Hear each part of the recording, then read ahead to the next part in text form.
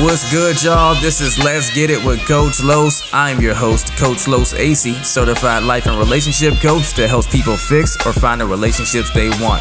And this podcast covers the best relationship advice, tools, and action steps to get the results you want in your personal, professional, and of course, love life.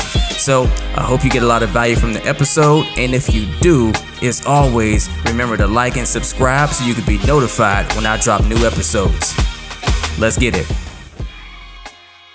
A thought without verified evidence is just a thought. I need to say this to you guys because so many of you are out there self-sabotaging your relationships because you're making sound decisions, coming to overall conclusions off of thoughts that lack the facts, right?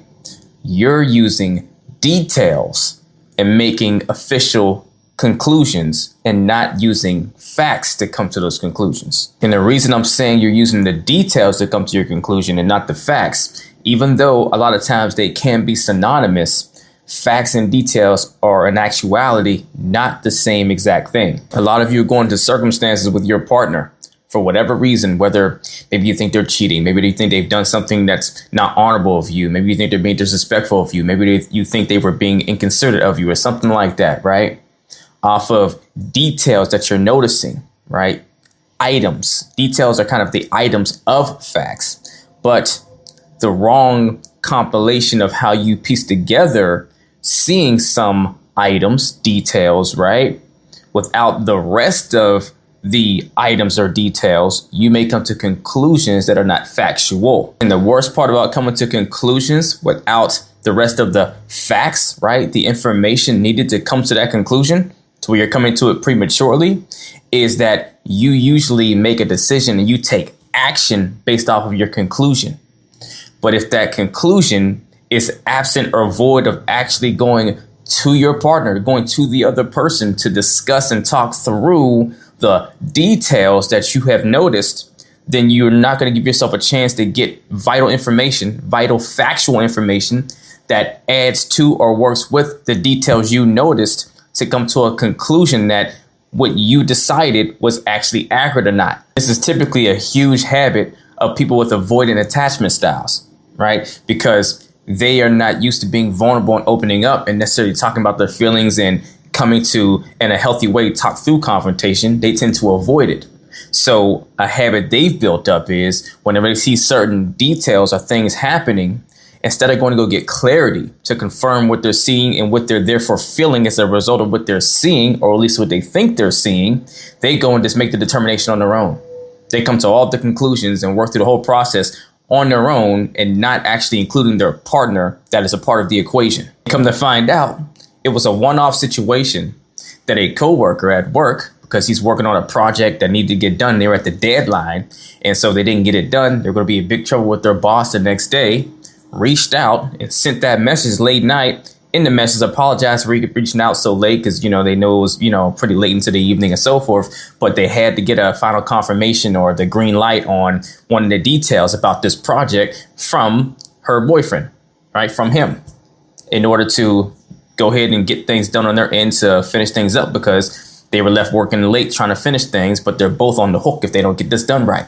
So he hurried up and responded because it was an emergency situation and went back to bed because they didn't think anything of it. So now she is remorseful and kind of apologetic that she made the assumption and kind of came at him the way she did and being negative and, kind of being rude to him and so forth and more judgy and like an interrogation.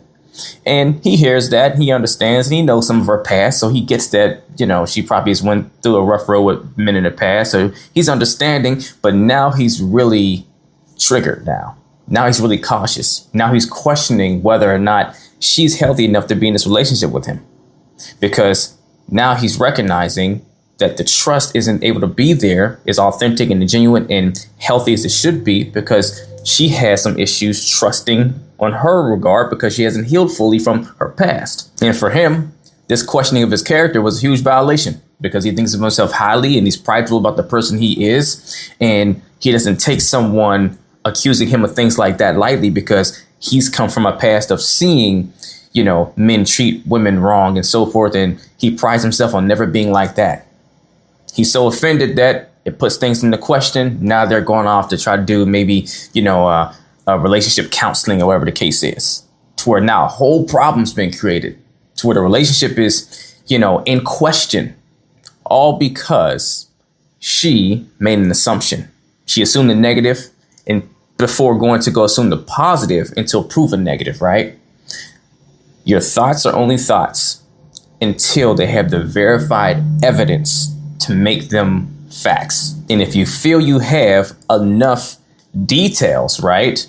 Enough items that supports the assumption you're coming to, even if it is a negative one, do yourself and the actual goals and results you actually want to get a service by going to find out officially, by going to the other party in the equation, the only other source that can verify or deny these claims, to get confirmation. Now, can they lie to you when you go to them?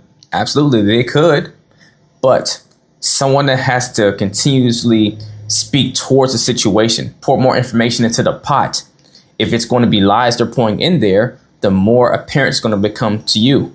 The more you'll be able to see it, the more they keep feeding information that doesn't make sense into the equation, right? To where now you can come to a more vetted and verified conclusion instead of a rash and rushed one based off of just your own perception.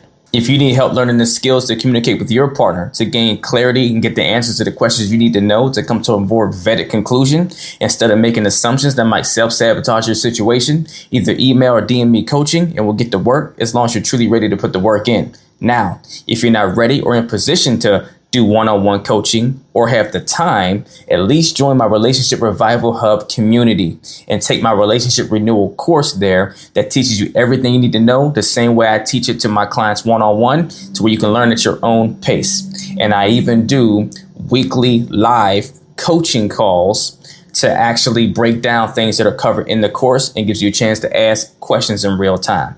Either way, let's get it.